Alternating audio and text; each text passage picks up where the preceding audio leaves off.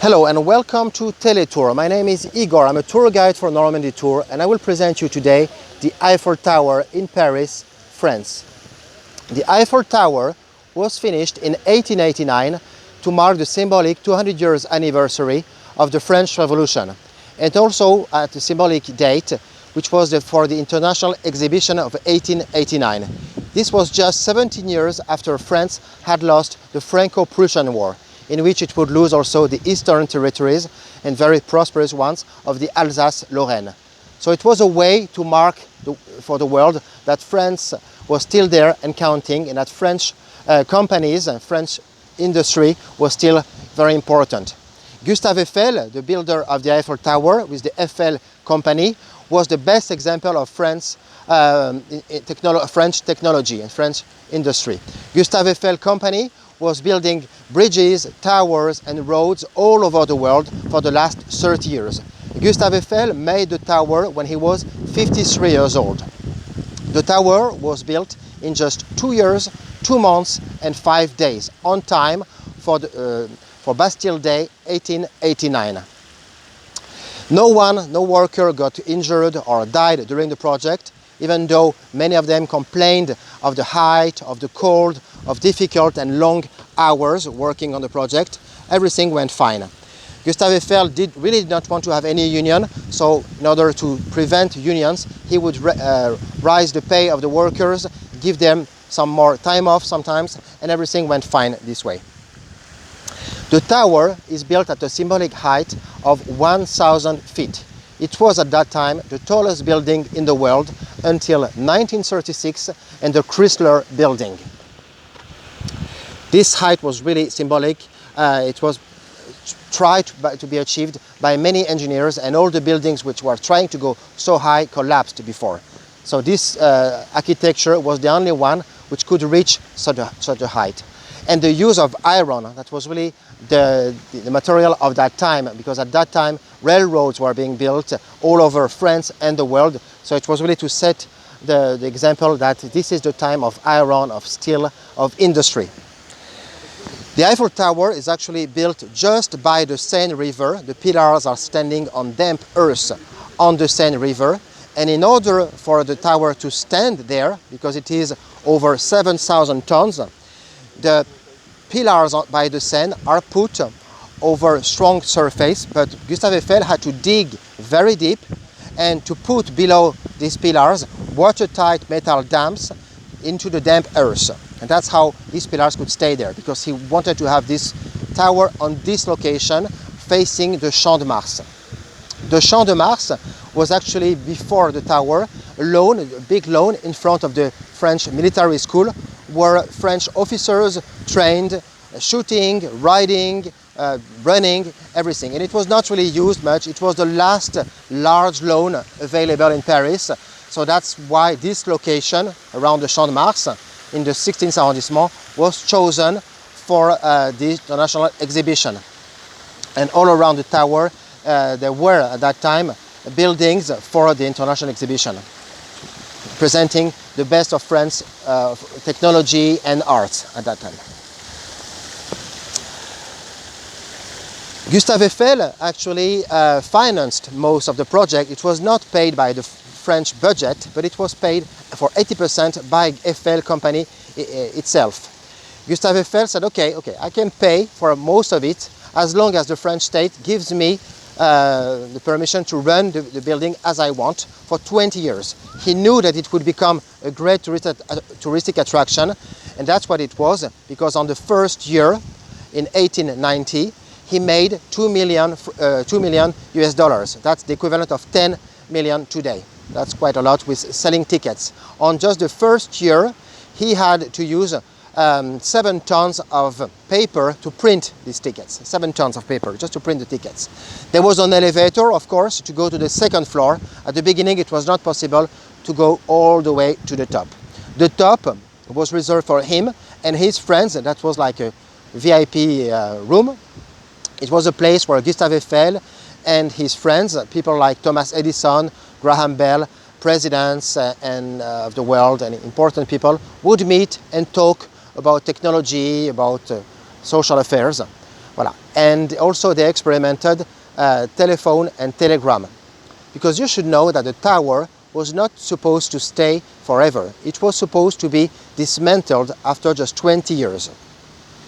But Gustave Eiffel, a very wise man, tried to convince the French government, and he was able to convince the government to keep the tower and to then use it also as a telephone and telegram tower. And it is still there, used as a telephone tower and radio tower. So the signal is great by the tower.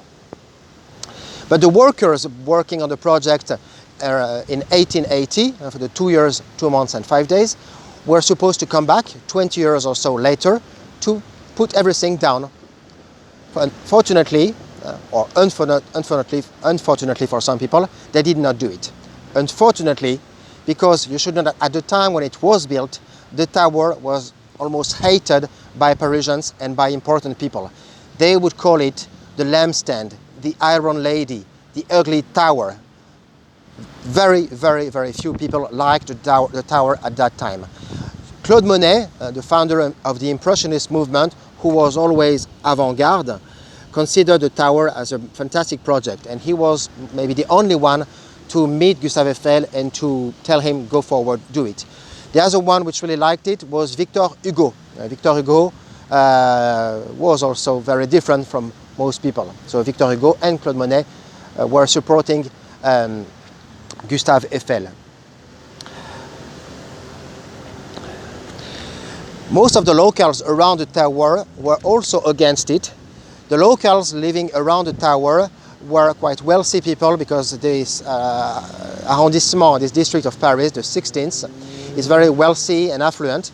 So the locals complained that it might fall. They were thinking that, well, 1,000 feet high is impossible to achieve. It will fall one day. So they said they made everything to stop the construction. Gustave Eiffel then was forced to create his own insurance company and to insure the risk in case it would collapse. So they were happy, because they said, okay, if the tower ever collapses on my building, Gustave Eiffel will pay me back, because there are big and nice buildings just all around the tower. It was built, as I told you, in just 2 years, 2 months and 5 days, and on time, perfectly on time, and Gustave Eiffel was the first one to get all the way to the top, all the way to the top. There were elevators, but just to the second floor at the beginning.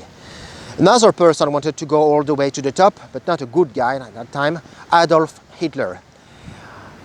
In May 1940, the Germans were all around Paris and in France. They had taken France in a few weeks, and Adolf Hitler, very proud, wanted to go all the way to the top and put himself the swastika, the ugly flag of Nazi Germany. Fortunately, the French workers of the Eiffel Tower knew that Adolf Hitler wanted to go to the top, so they just jammed completely the elevators. So during the Second World War, no one got up. Some soldiers climbed to the top and would put themselves the Nazi flag, but not Hitler. Hitler, as you know, saw the tower from the Trocadero, but didn't go inside. During the war, also during the Second World War, the tower was supposed to be bombed. The German general leading the French troops, leading the German troops in Paris, was given the order by the Führer, by Adolf Hitler, to bomb the tower. Fortunately for us and for the world, he was convinced by a wise man, the Swedish ambassador to France, Mr. Nordling, not to bomb the tower. And just the night before he was supposed to trigger the bombs under the tower and also in the Louvre, in Notre Dame, all along the Seine River, the order was not given and Paris was saved. And the Eiffel Tower was saved. It would be sad to lose it. The Eiffel Tower has a special light and special pigment on it, which reflects the light of the light bulbs. There are over 50,000 light bulbs on the tower, and there are a special effect given by the paint, the specific paint chosen by Gustave Eiffel himself. The Eiffel Tower has many shops and restaurants inside. You can find on the first floor a restaurant, a cafe, in the winter an ice skating ring. On the second floor you can find the Jules Verne restaurant, one of the best restaurants in France and in Paris, of course, a 3-star Michelin restaurant. On the very top you will have a champagne bar where you can have a glass of Veuve Clicquot champagne, admiring the view over Paris. And there was supposed to be this year a project of a hotel on the first floor of the tower, but it got cancelled because of the situation. It has to be cleaned every year. It is cleaned. 500 workers work on the tower. Some of them are just cleaning the tower. Every year, 4 tons of rag wipes are used to clean the iron. They use 400 liters of very specific metal cleanser. They have to fix the rivets, replace it with nuts and bolts sometimes. They have to make sure the pigeons don't make any nests. That can be a problem because birds, even seagulls sometimes, get on the tower. So there are specific ultrasound on the tower to put away pigeons and any birds. They also have to fix anything in case it gets damaged because the iron is quite old. Everything is original. It has more than 100 years. So you can imagine it has to be fixed sometimes. Voilà. Well, I hope you had a good tour with me in Paris on the Eiffel Tower, and I hope to see you soon for another tour. Let's teletour. Bye-bye.